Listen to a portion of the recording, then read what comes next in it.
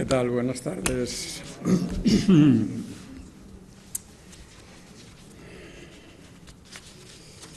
Pues vamos con la última, cuarta y última, como las sevillanas, que son 4 también, el baile de las sevillanas. Y la última va a ser sobre 2 miradas que se han dado después de la transición.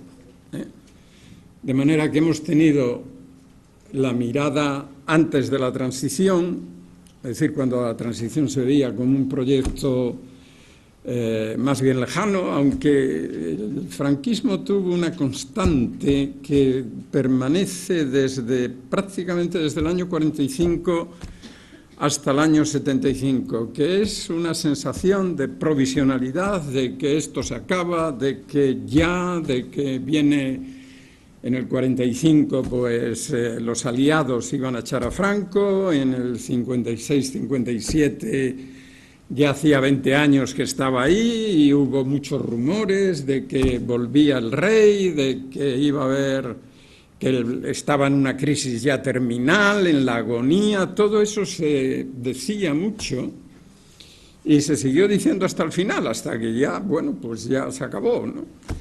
Entonces siempre hubo esa constante de qué va a pasar cuando Franco se vaya. Y eso tuvo muchas respuestas dentro del propio régimen, pero también en la oposición, en el exilio. El después de Franco, que es una expresión que, bueno, extendió mucho Santiago Carrillo con un informe al Comité Central en el año 65, después de Franco, ¿qué? Y faltaban todavía 10 años para el después de Franco.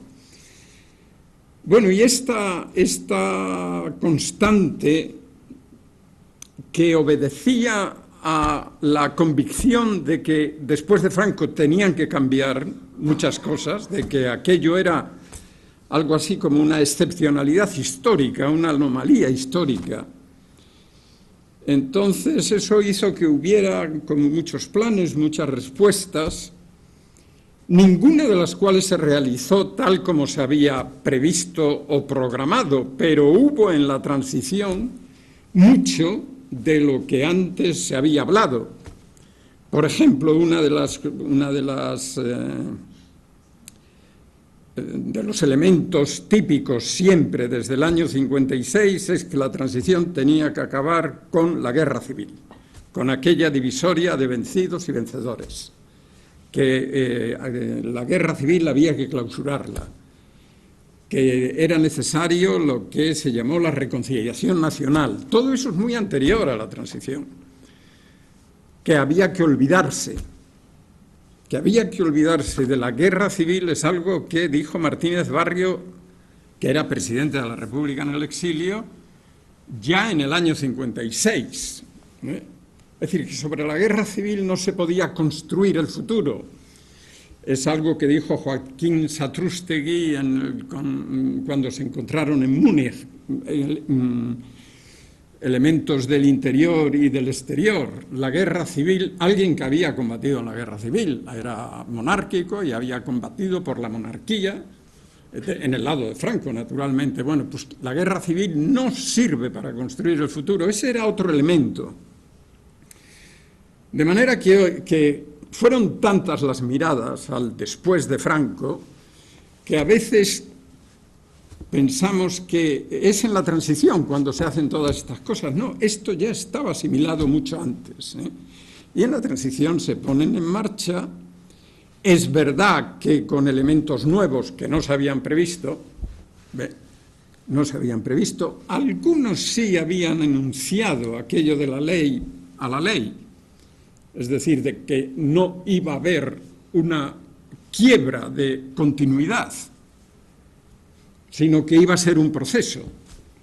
Eso sí se había hablado, sobre todo en los años 70, ya lo habían enunciado algunos, que desde la legalidad creada por el franquismo se podía transitar a una nueva legalidad que recibiría la legitimidad del pasado, pero tendría que reafirmarla conquistando la legitimidad hacia el futuro. Esta es una de las operaciones que no se sabía cómo se podía hacer. Se habló del principio monárquico, Miguel Herrero, por ejemplo. Se habló que había una constitución dándole a las leyes fundamentales del régimen un valor de constitución que no tenían, pero que, en fin, que eran reformables y que a partir de las reformas se podría avanzar hacia una plena democracia, incluso sin ruptura de continuidad. Eso no lo inventaron los de la transición, eso estaba escrito, dicho, hablado. Lo que se inventó, claro, porque era nuevo e inesperado, es cómo se iba a hacer. Y lo que nadie pudo imaginar es que el principal dirigente del proceso fuera alguien que el día anterior había sido secretario general del movimiento. Eso no lo previó nadie, absolutamente. Ni siquiera cuando se hablaba de quién iba a ser el presidente que iba a sustituir a Arias. Es verdad que él estaba relativamente bien colocado, pero su brillo palidecía ante los que emanaban de los grandes reformadores, de los que habían prometido la gran reforma, ¿no? Es decir, Areiza, Fraga y pocos más, la verdad. Bueno, y así vino la mirada que vimos el otro día, que era la del desencanto, porque daba la impresión de que aquí no había pasado nada. Hoy ya ha pasado todo, no nos podemos detener mucho en qué pasó, pero a ver si lo percibimos a partir de las miradas que se echaron después. Sobre la transición, de manera que la transición ya está, tenemos una Constitución,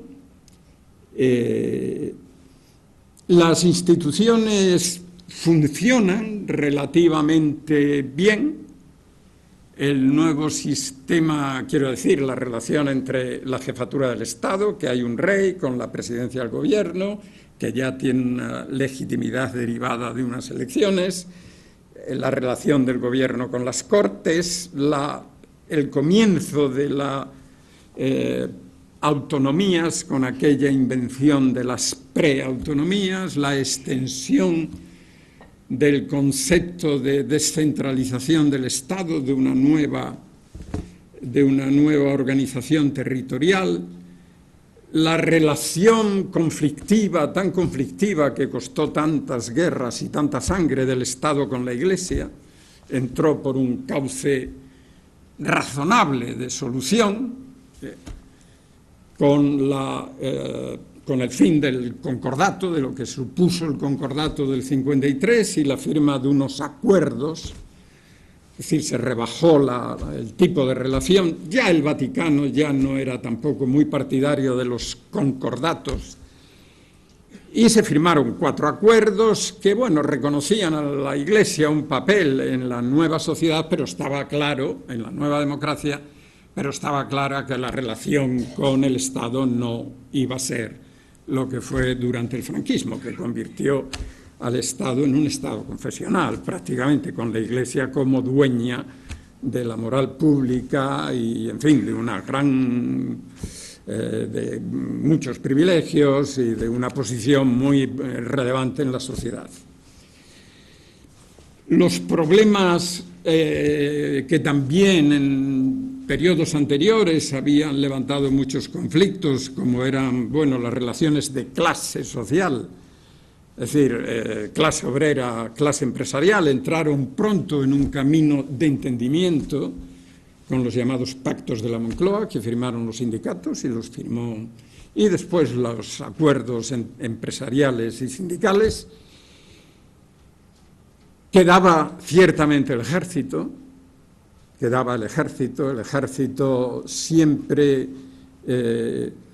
por la posición que ya el ejército tenía en la última fase del franquismo, es decir, a partir de la reforma de la administración, de todo lo que trajeron los tecnócratas, la posición del ejército en el Estado y en la administración del Estado y en las decisiones políticas se había rebajado sustancialmente respecto a lo que había sido la presencia militar durante el primer largo periodo franquista, y el ejército, sin embargo, mantenía, y la verdad es que las múltiples declaraciones que concedían tenientes generales insistían en este hecho, en este supuesto lugar del ejército como vigilante de un proceso sobre el que ellos pensaban que tenían algún derecho de veto en relación, por ejemplo, con quién participaba. Es decir, el Partido Comunista claramente no podía participar. No podía participar, porque contra el comunismo se había, eso se decía, librado una guerra de 3 años. Y la legitimidad del Estado franquista, en buena medida, estaba derivada de que habían sido los centinelas de Occidente, es decir, los que habían contenido el avance del comunismo en esta tierra española. Entonces, el Partido Comunista no se iba a legalizar. Otra cuestión que el ejército se suponía que tenía también un derecho de veto era en relación con la unidad de España y del Estado español, y por tanto el reconocimiento de nacionalidades, de un Estado formado por nacionalidades, tropezó con una fuerte oposición militar. Alguna otra fuente, que resultó ser la gran fuente de conflicto, es que un grupo terrorista, ETA, comenzó a asesinar a altos mandos militares. El problema del Partido Comunista, sabemos cómo se resolvió, fue legalizado, hubo un intento si no de rebelión, sí de parar los pies a este gobierno que está dando pasos en una dirección no querida y no prevista. El debate constituyente se arregló, bueno, con aquella redacción del artículo 2 que reduplica la unidad indivisible de la nación española como única nación de los españoles, y a cambio se aceptó que nacionalidades entraran también en ese mismo artículo de la Constitución. Es un Estado que reconoce la autonomía de las nacionalidades y regiones, sin especificar de quién estaban hablando, aunque bueno, en los artículos finales se podía pensar que eran las comunidades que habían tenido estatuto de autonomía durante la República, bien plebiscitado y aprobado y en marcha, el catalán, bien plebiscitado, bien en trance de plebiscitar. Bueno, el resultado final, después de pasar el año 80 y de salir del intento de golpe de Estado, el año 82 fue un año relativamente de sensación de que efectivamente íbamos a una democracia ya consolidada o en trance de consolidación. Y eso se confirma por el triunfo del PSOE en las elecciones de 1982. Y a partir de ahí, la mirada hacia atrás empieza a modificarse. ¿Quiénes son ahora los que la modifican? No quienes estaban en el combate por la democracia, no quienes habían sido sus protagonistas, no los que habían sido los testigos, los desencantados, sino que pasó a ser un asunto de debate académico. Es decir, fueron politólogos, sociólogos, menos historiadores, que entraron en el asunto con un cierto retraso a el de los politólogos y los sociólogos. Tanto españoles como sobre todo extranjeros, porque la transición llamó mucho más la atención de los académicos extranjeros que de los académicos españoles, aunque también estuvieron allí. Esta atención, el despertar el interés en Estados Unidos, en Gran Bretaña, en Francia algo menos y con una deriva algo diferente, pero sobre todo la ciencia política y la sociología que se escribe en inglés estuvo muy atenta a qué había pasado en España, y en esa atención hay un elemento de sorpresa que se deriva en buena medida de las previsiones que los mismos académicos habían realizado sobre qué podía pasar en España después de Franco. Probablemente el único que no se confundió de manera tan clara como otros de los que diré alguna nota, fue Juan José Linz.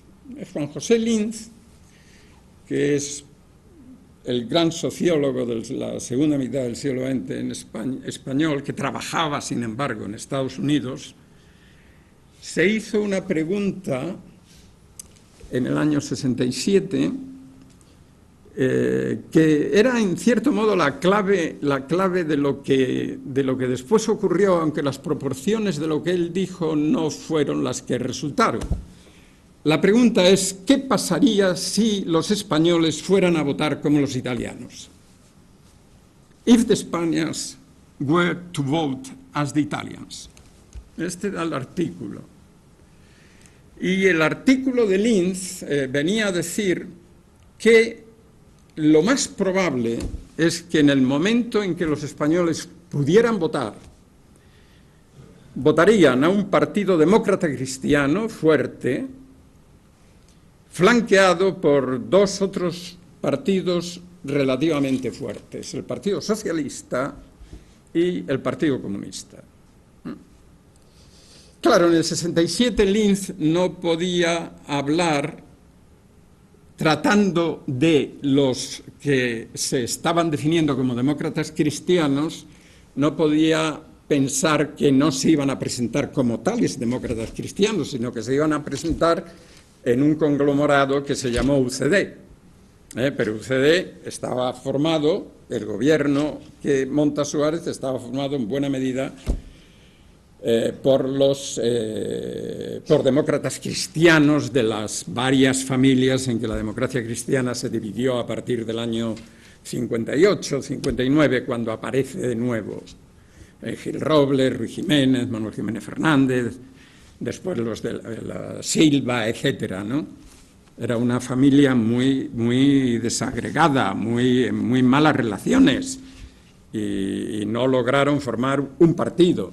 Pero lo que se puede llamar corriente demócrata cristiana entró en UCD con otros grupos, y efectivamente el Partido Socialista tuvo un buen resultado, y lo que no se podía prever, porque todos habíamos apostado probablemente a que el resultado más fuerte de un partido de izquierda lo iba a tener el Partido Comunista por su presencia en la sociedad española a partir del año 58-59 y durante todos los años 60, a través de un gran sindicato bien arraigado en muchas regiones, que era Comisiones Obreras. Entonces al Partido Comunista se le daba el horizonte del Partido Comunista, y a eso jugaron, fue a ser en España lo que el Partido Italiano fue en Italia a la caída del fascismo.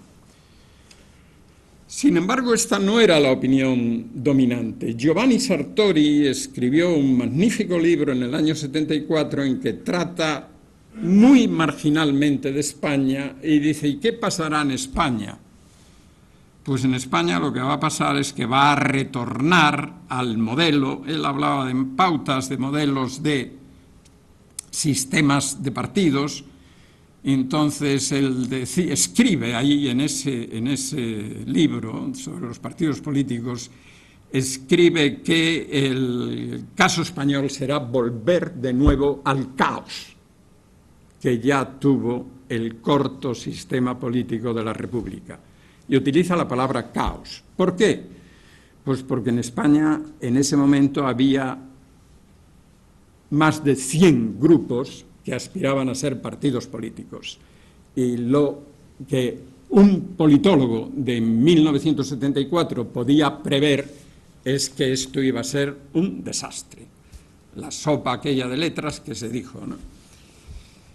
Pero si se lee lo que decía un teórico importante, estudioso de la violencia política, Charles Tilly, muy poco antes también, en los años 70, había pronosticado que siendo España la excepción que confirma la regla, es decir, la regla era que la violencia en las relaciones políticas había disminuido radicalmente en toda Europa después de la Segunda Guerra Mundial. Como España era siempre históricamente la anomalía, digamos, la excepción que confirma la regla, pues Chile dijo que no sería extraño que España volviera de nuevo a la violencia política que llevaría al país al enfrentamiento otra vez. Y un historiador muy notable, y será el tercero al que me refiera, un historiador muy notable, sobre todo de la Ilustración del siglo XVIII y también del siglo XIX, pero que tenía trabajos sobre el XX, Richard Hare. Richard Hare, en un Spain que publicó pues, por estas fechas, hablaba también preguntándose qué iba a pasar con los españoles. Y entonces, bueno, con los tópicos que circularon y que alimentaron la visión exterior que se tenía de los españoles, pues Richard Hare escribió que un pueblo con tanta energía, con tanta capacidad, con tanta fuerza, había en los últimos 30 años, como había habido un gran he, un él, porque la pregunta era ¿qué pasará cuando él desaparezca? La pregunta de Hare. Él era Franco. Como había habido un gran he, pues al desaparecer será como que desaparezca una especie de barrera de contención y toda esa energía salga y nadie sabrá lo que pueda ocurrir, porque tan enérgicos como son, pueden arramplar con todo por delante. De manera que la previsión era también entre caos, violencia y indeterminación, que probablemente, porque esta era otra de los tópicos, que probablemente acabará a la manera española, es decir, con un general que dé otro golpe de Estado. Como eso no ocurrió, entonces se empezó a hablar de qué ha pasado en España. Y qué ha pasado en España parece que tenía algún interés, empezó a tener algún interés sobre qué estaba pasando en América Latina, qué estaba pasando en Europa occidental, oriental. ¿Hay algo en España que pueda ser útil para lo que está pasando? ¿Qué significa esta tercera oleada de democratización? Es un tiempo en que, bueno, las democracias se expanden de una manera además muy rápida y muy general. Es el gran tiempo del triunfo de las democracias a partir de 1900, bueno, empezando por Portugal, España, Grecia, las dictaduras mediterráneas, luego vendrán a América Latina, luego vendrá Europa del Este. Aquí hay algo en la transición española que sirva como modelo, y a esa pregunta obedece la mirada que va a construir la transición española como modelo.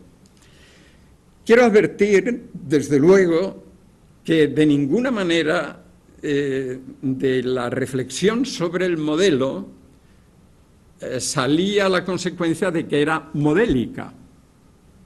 Es que hay un paso que va de un significado a otro de modelo. Modelo puede ser ejemplo de, y modelo puede ser una construcción teórica que te sirve para entender un fenómeno social, un fenómeno político, un fenómeno matemático, construyes un modelo para entender qué ha pasado.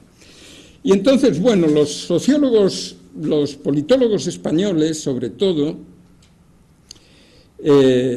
hablaron, ahí tienen ustedes, por ejemplo, José María Maraval y Julián Santamaría, hablaron de lo que podría entenderse como un modelo en el que hubo una confluencia de una presión desde abajo, es decir, movilización en la calle,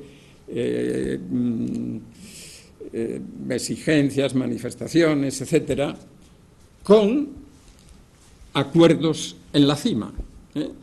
Yo creo que con esto, bueno, muy elaborado, aquí no podemos entrar en cada una, pero en fin, dedicado a José María Maraval, le dedicó un libro a la transición, y con Julián Santamaría dedicaron varios largos capítulos a este modelo. En España la transición triunfa porque a la presión desde abajo se ha encontrado, ha confluido con unos acuerdos por arriba. Acuerdos de élites, presión de la gente en la calle.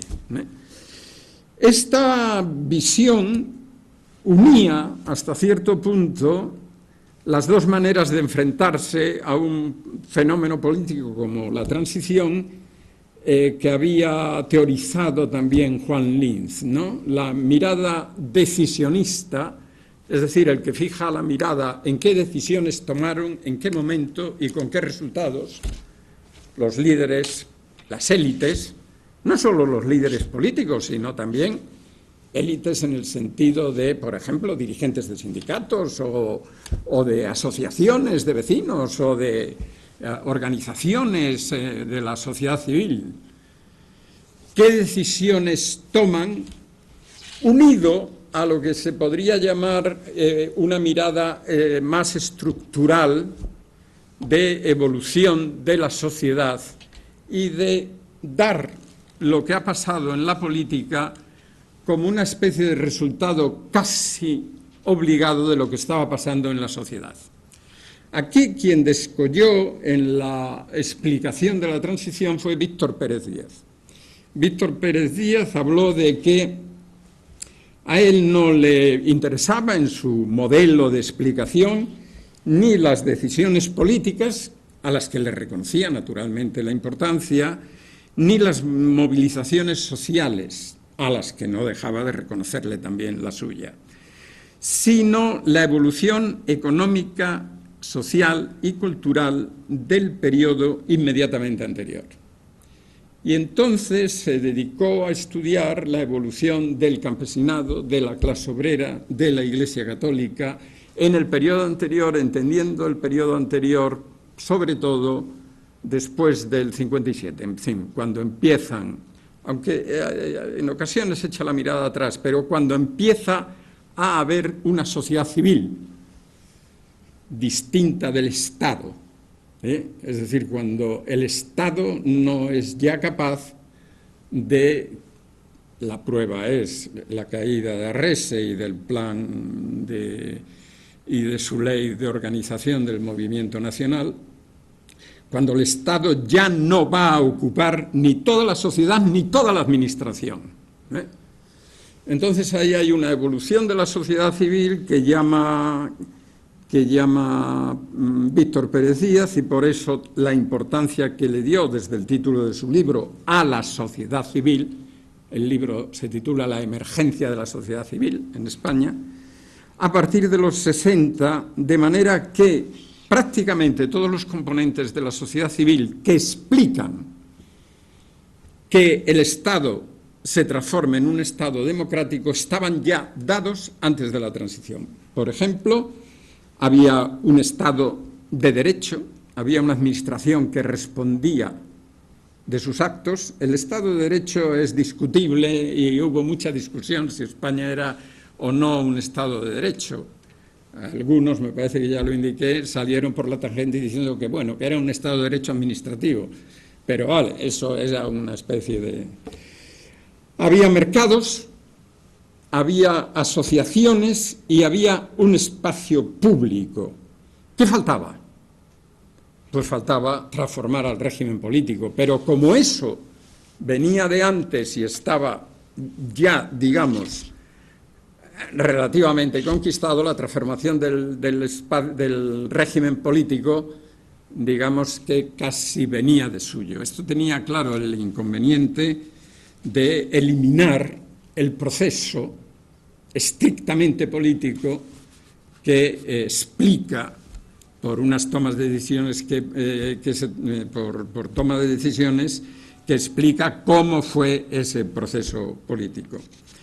Pero bueno, era un modelo en el que evidentemente el papel principal estaba en que había ya aparecido otra sociedad y que el Estado que seguía encorsetando esa sociedad era algo anacrónico.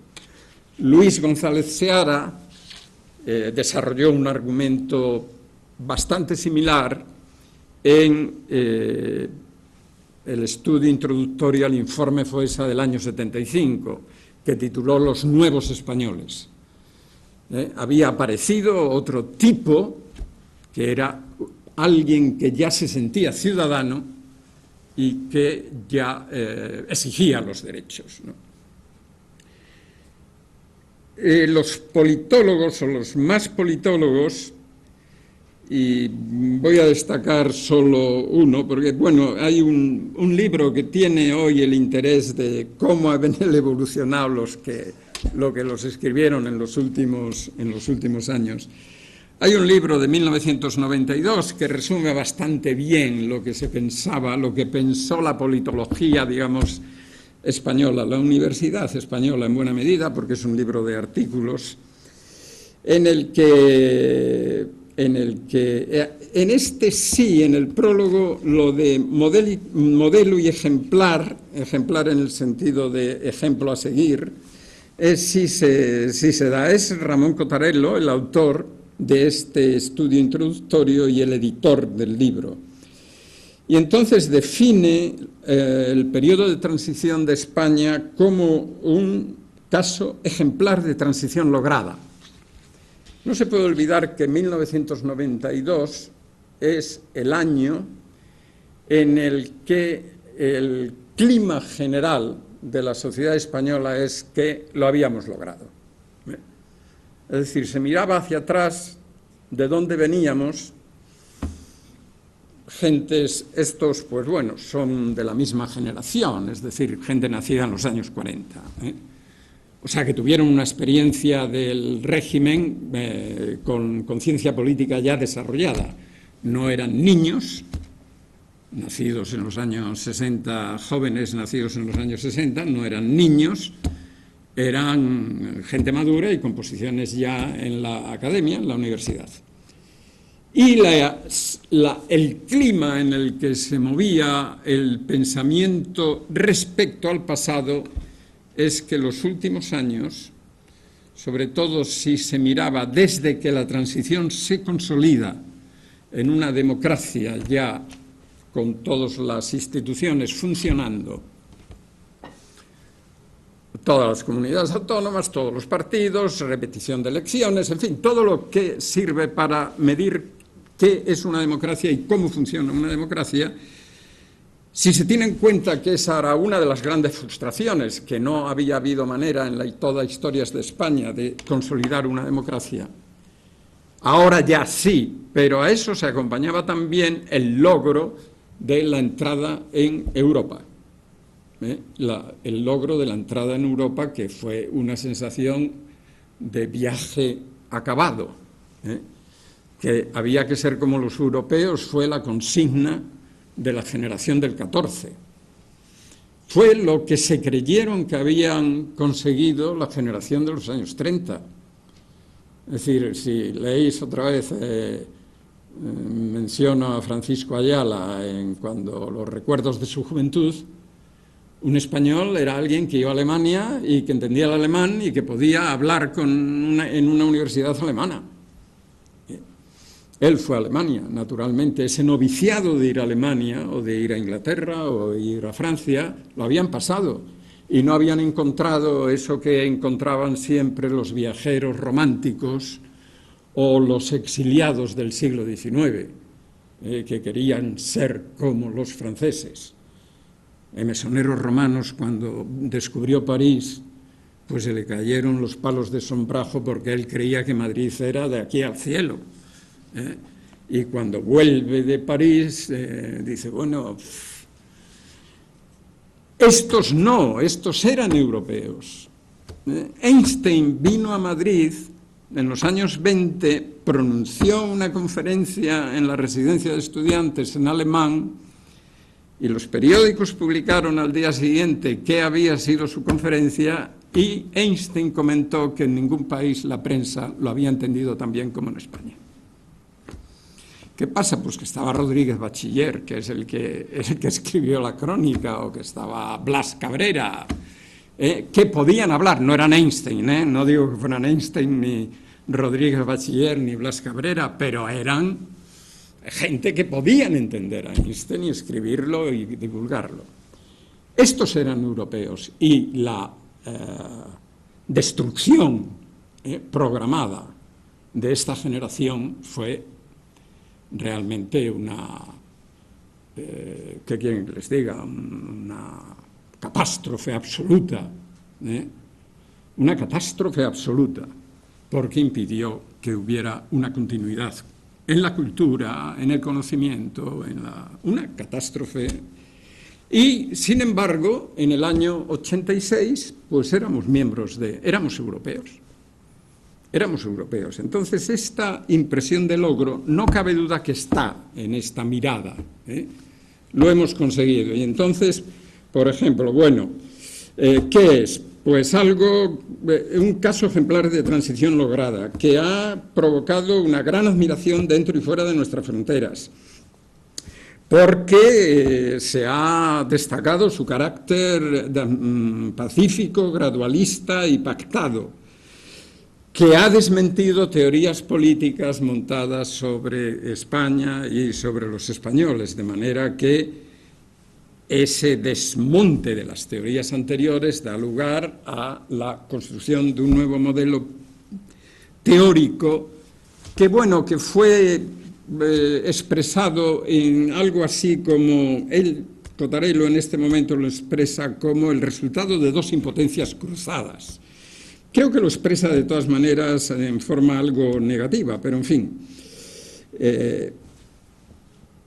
porque veremos enseguida otra manera de entender esto, pero lo que viene a decir este modelo de politólogos, que tiene bastante extensión, bastante aceptación, es que los que querían una reforma no encontraron fuerzas suficientes para culminar su reforma y los que querían una ruptura tampoco tuvieron fuerza suficiente para conseguir la ruptura. De manera que, como no hubo ruptura ni hubo reforma, pues hubo ruptura pactada o reforma pactada, o no había manera de definir aquello, pero él la define como el encuentro de dos impotencias.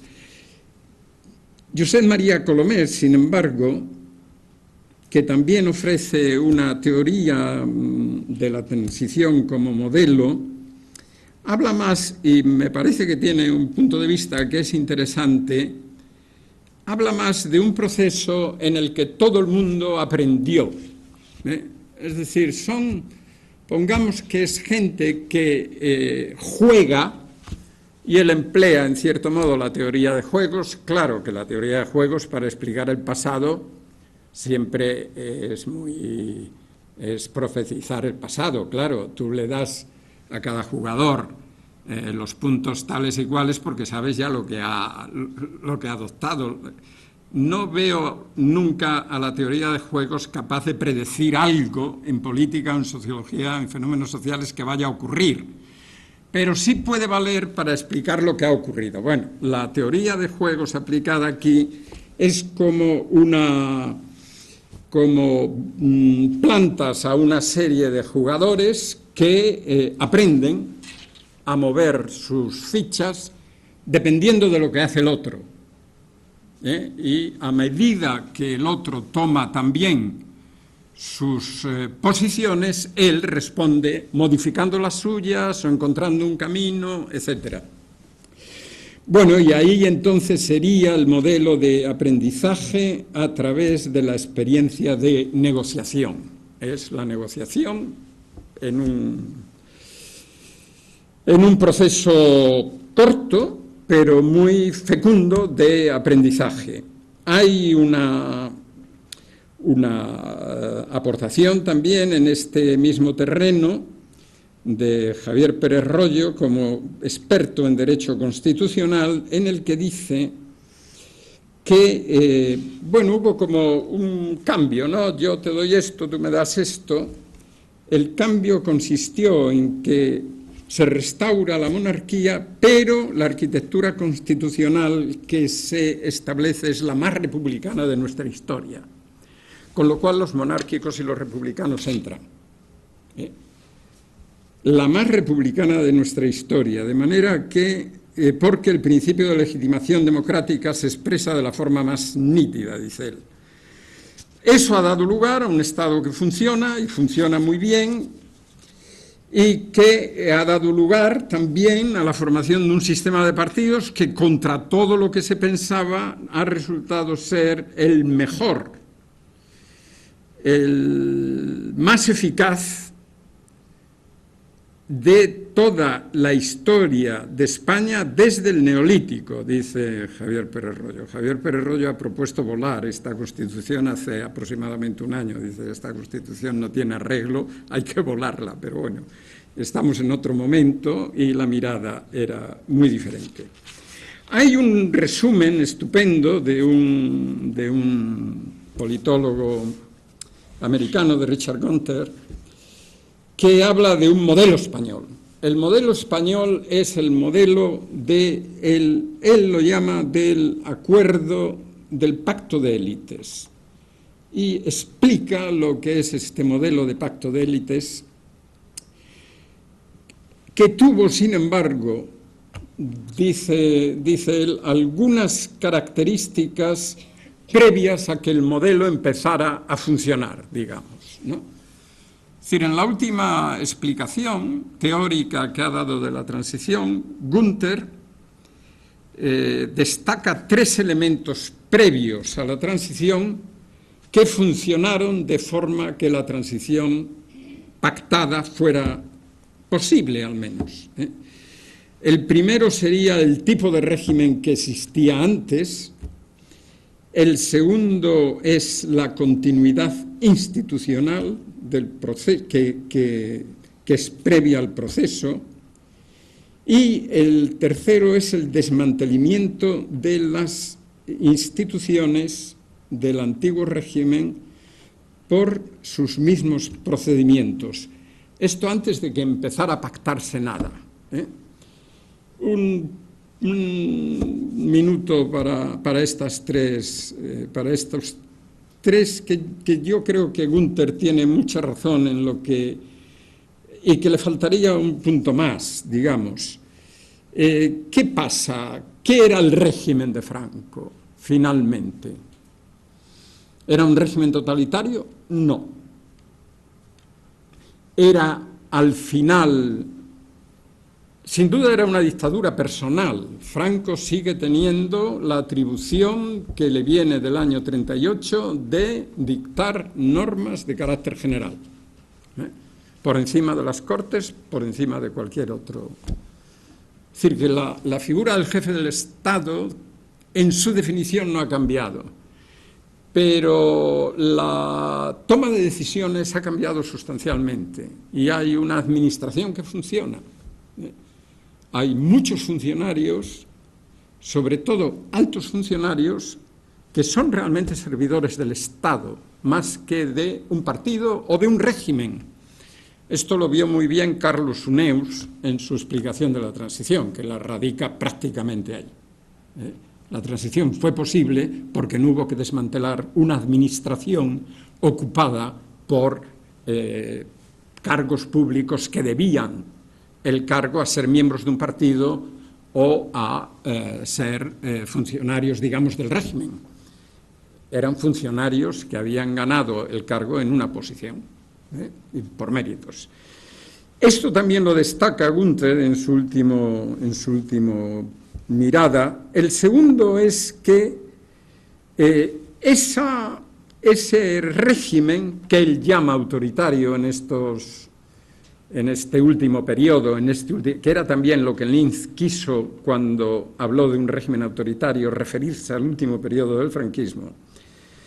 Esto posibilita la continuidad institucional, es decir, no se procedió a purgar al Estado, a la administración del Estado. No hubo purgas y, por tanto, quienes venían de administraciones del movimiento, que se incorporaron los 30.000 de la organización del movimiento y sindical, 38.000 en total entre las dos instituciones, que sí eran instituciones de régimen, pasaron simplemente a ser funcionarios de la Administración General del Estado y no deslegitimaron el proceso y no se constituyeron en minoría decidida a bloquear el proceso. Y luego habla del desmantelamiento por el sistema de sus mismos procedimientos. Bueno, aquí, claro, está el debate de si el desmantelamiento fue un fraude de ley o no, es decir, si la ley para la reforma política estaba destinada a desmantelar el sistema del movimiento o si lo que proponía era más bien que iba a ser una reforma. Pero lo que Gunther señala con esto es que los que venían del régimen no vieron, digamos, pisoteada su legitimidad. Hubo una legitimidad hacia atrás, backward legitimacy, dice él, y había una forward legitimacy, es decir, la legitimidad hacia delante. Y no hubo una ruptura de las dos legitimidades. Una va sustituyendo a la otra. Ese modelo, bueno, él lo llama de pacto de élites y lo va explicando de manera que es muy digamos, muy sugerente, hablando, bueno, no había muchos cocineros en la cocina, negociaron, las relaciones entre unos y otros fueron cordiales, el veto mutuo no consistió en que yo me opongo a lo que tú dices, sino no se admite nada que sea rechazado absolutamente por uno de los que participan en la negociación. Es decir, hay una serie de reglas no escritas que conducen finalmente a la aprobación de una Constitución, a los pactos de la Moncloa, al comienzo del proceso constituyente, etc. Esta mirada a la transición empieza a ser discutida de manera muy radical cuando el periodo de lo que se puede llamar largo gobierno socialista comienza a decaer y aparece en el horizonte una alternativa con posibilidad de hacerse con el gobierno. Entonces ahí, y sobre todo a partir de la segunda legislatura del Partido Popular, comienza un debate sobre el pasado que rechaza de plano lo de la transición modelo en el sentido más vulgar, digamos, de que hubiera sido modélica. Entonces la transición se ha conseguido a base de amnesia, de traición, transición igual traición, traición a los ideales anteriores, una ley de amnistía que es una ley de punto final o de impunidad. Todo eso llega al Congreso de Diputados, hay páginas, cientos de páginas de debates en torno a la transición y lo que se ha derivado de la transición, que experimentó luego un avance muy fuerte a partir de la reclamación de los enterramientos,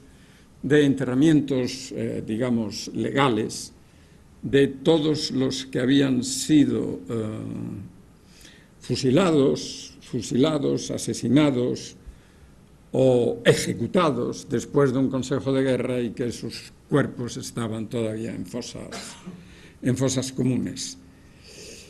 Esa demanda que empieza a surgir en estos años de manera generalizada, no encontró una respuesta en el Estado. No digo ya en este gobierno, en este otro gobierno, digo en el Estado como conjunto de administraciones públicas del poder público. Y al no encontrar una respuesta, se fue construyendo una mirada de la transición a la que se culpaba de todo, de esto, olvido, amnesia, ley de punto final, etc. Cuando esta demanda está en su momento álgido, 2006, 2007, 2008, empieza la crisis económica. Y cuando la crisis económica nos sitúa en otra mirada hacia atrás, que ya no es la del logro, sino la de que, ¿cómo es posible? ¿Cómo es posible que habiendo realizado tal y tal, cómo es posible que estemos ahora así, sin una respuesta a una crisis de esta magnitud, que entre sus efectos tuvo el de que la nueva generación o la novísima generación, 20 y tantos años, es decir, universitarios casi todos, que no encontraban trabajo y que de pronto se encontraban sin una sociedad civil, sin asociaciones, sin grupos, sin partidos, en los que se sintieran representados, salieron a la calle. Y fue el movimiento del 15 de mayo. El movimiento del 15 de mayo aparece en la esfera pública con dos claras,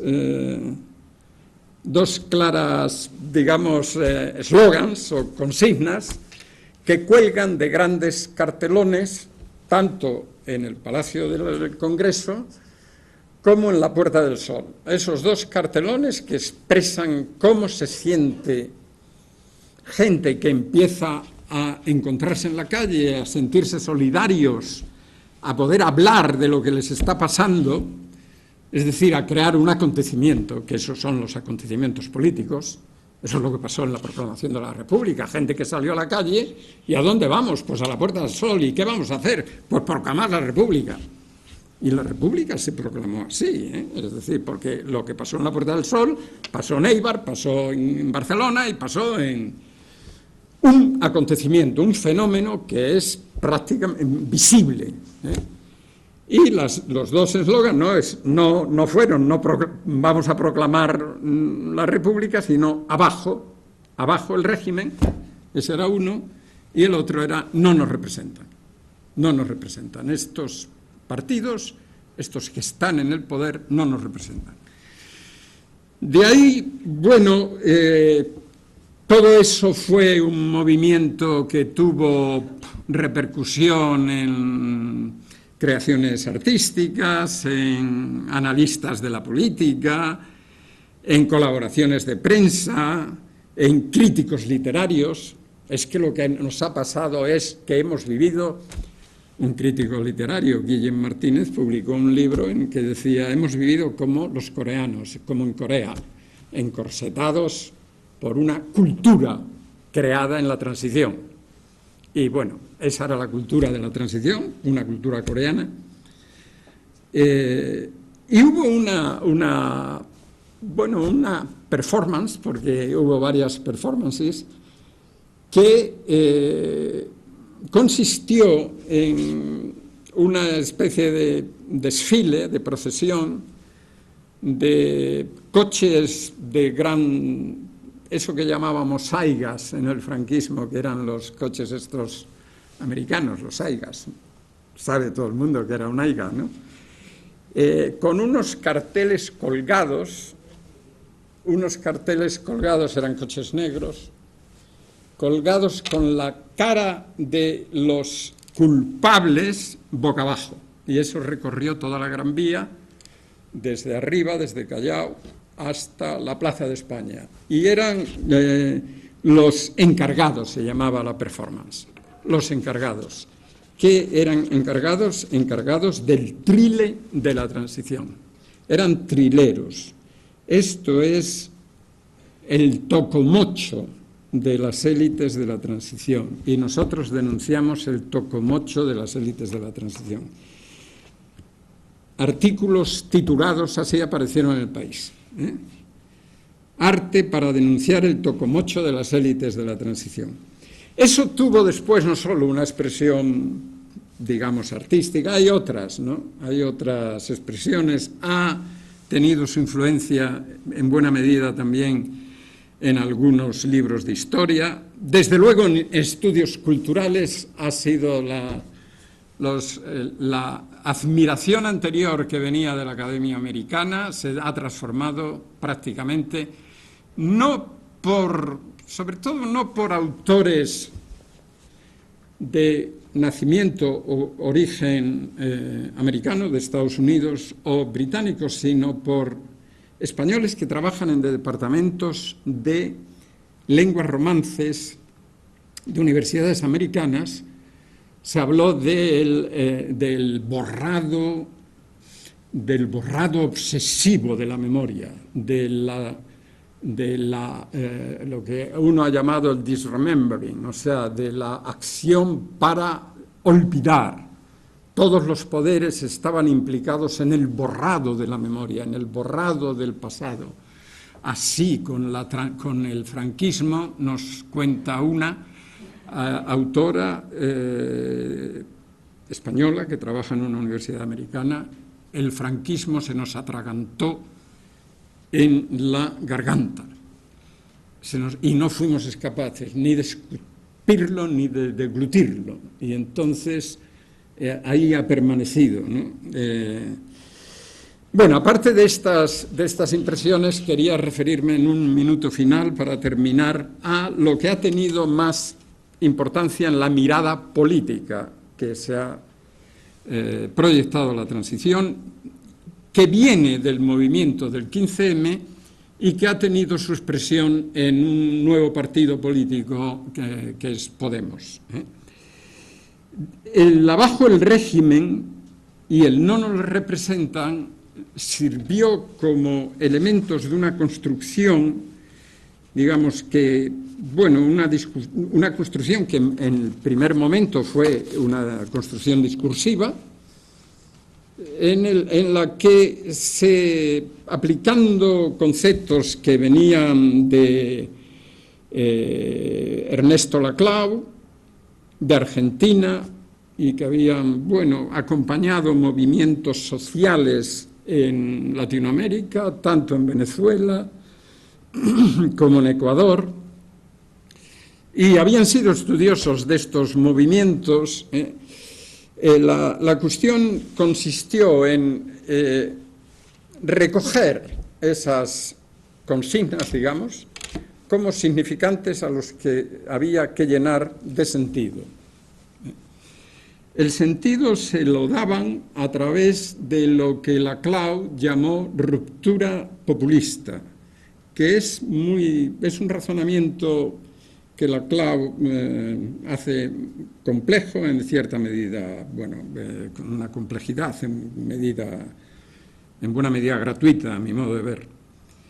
pero que, en fin, quiere unir conceptos que vienen del leninismo con conceptos que se toman del gramscianismo, de Gramsci, y encontrar con ellos una especie de continuidad de una línea de enfrentamiento a lo establecido. Ese enfrentamiento a lo establecido se produce por medio de una dicotomización del espacio social. El espacio social no es complejo, está ocupado por los de arriba y por los de abajo, por nosotros y por ellos, por la casta y por la gente. Es la ocupación del espacio, no hay más espacio. De manera que en ese espacio social, como consecuencia de una crisis orgánica, se ha producido la posibilidad de una ruptura populista. De hecho, el partido que adopta esta construcción teórica no tuvo inconveniente en reconocer, en llamarse populista en este sentido. Luego, como los populismos han proliferado en un sentido cercano a los fascismos, se han desprendido de esta denominación, pero el procedimiento es el procedimiento de la ruptura populista, que consiste: la crisis orgánica ha sido producida por una corrupción generalizada.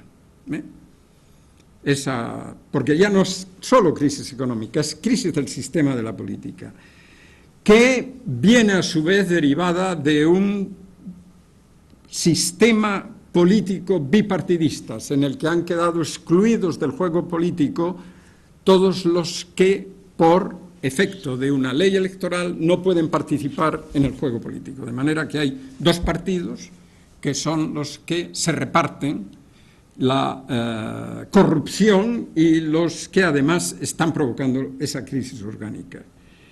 Ese bipartidismo procede del régimen del 78, es decir, conectan con el abajo el régimen, abajo el bipartidismo, abajo la corrupción, abajo la casta. Y que, por otra parte, ha sido consecuencia de un pacto entre élites que consolida los intereses franquistas en la nueva sociedad, en la nueva sedicente democracia. Estos son los significantes flotantes que llenan de sentido en lo que llaman una cadena equiparencial, es decir, se equipara el eslabón primero de la cadena con el eslabón último en el rechazo general de la gente. Y ahí ha ido, naturalmente, una deslegitimación del punto de donde procede todo esto, que es la transición. Lo cual, al final, se resuelve en una propuesta política. Hay que comenzar un nuevo proceso constituyente. Esta Constitución es el candado que nos impide salir de esta miseria en la que estamos y que, por tanto, hay que romperlo, hay que volar el candado, hay que acabar con el candado. Y esta es la última mirada que hemos tenido, en cierto modo, es la mirada régimen. ¿Qué nos queda por ver? Pues la historia dirá, ¿verdad? La historia dirá. Esta mirada ya la han corregido ellos mismos en buena medida, en buena medida. Unos artículos que publicaron El País muy poco antes de las elecciones, de las últimas elecciones, ya dijeron que bueno, que no, que la transición tenía cosas buenas y cosas malas. Ya es como la mayoría responde, la mayoría en Austria todavía hace muy poco respondía: ¿y usted qué encuentra hoy en el fascismo? ¿Qué le parece el nazismo, en su caso? Bueno, pues cerca de la mitad decían, bueno, tuvo cosas buenas y cosas malas, que es una mirada incomprometida o pretendidamente no comprometida respecto al pasado. ¿Por qué cambiaron? Pues porque las estadísticas siguen diciendo que la transición y Adolfo Suárez son las personas, la transición, el momento y la persona de Adolfo Suárez, la más valorada de cuando se hace una encuesta sobre cómo valora usted el franquismo, cómo valora usted la transición, cómo valora el gobierno de Felipe González, cómo valora a cada uno de los líderes. Y entonces, sistemáticamente, el líder mejor valorado es Adolfo Suárez y el periodo es la transición. Y entonces, hombre, denunciándolo, puedes tener capacidad movilizadora, pero no vas a aumentar ni un voto. Entonces están reconstruyendo todo el discurso y no sabemos qué va a pasar. Pero lo que sí ha pasado ya, y termino, lo que sí ha pasado ya es lo que Menéndez Pelayo, en un brillantísimo prólogo que le dio a la segunda edición de su historia de los heterodoxos, habló habla del pasado, ¿no? Y dice textualmente, es un territorio en continuo movimiento. El pasado es un territorio en continuo movimiento. Fíjense ustedes, ¿qué quiere decir? Bueno, que las miradas al pasado en buena medida dependen de lo que tú en este momento quieras hacer con el pasado. Y bueno, ¿qué se ha querido hacer con el pasado? Yo creo que hay en este curso que les he tenido ocasión, hemos estado aquí juntos, que hay 4 grandes fases. La primera fue la de aquella de la transición como expectativa. La segunda fue la de la transición como desencanto. La tercera fase ha sido la transición como modelo y la cuarta está en continuo movimiento. Y no sabemos, como el pasado, la cuarta está en continuo movimiento, hay muchas miradas enfrentadas y no creo que vaya a resultar una mirada única o ni siquiera hegemónica en lo que nos queda por ver. ¿Por qué razón? Porque frente a una de las afirmaciones que tuvo Linz en el año 96 y que yo compartí plenamente, Linz dijo en el 96, bueno, la transición es ya historia, ha dejado de ser política y es posible que los que vengan detrás no sean conscientes de todo el conflicto político que hubo en la transición porque la considerarán ya como historia. Bueno, eso no ha sido así, la transición sigue siendo política y sigue alimentando debates políticos. Y por eso lo que vayamos a decir de la transición en los años por venir, pues no está escrito, ¿eh? Vale, les agradezco mucho su asistencia y su muy de agradecer presencia, ¿eh? Hemos terminado. Vale.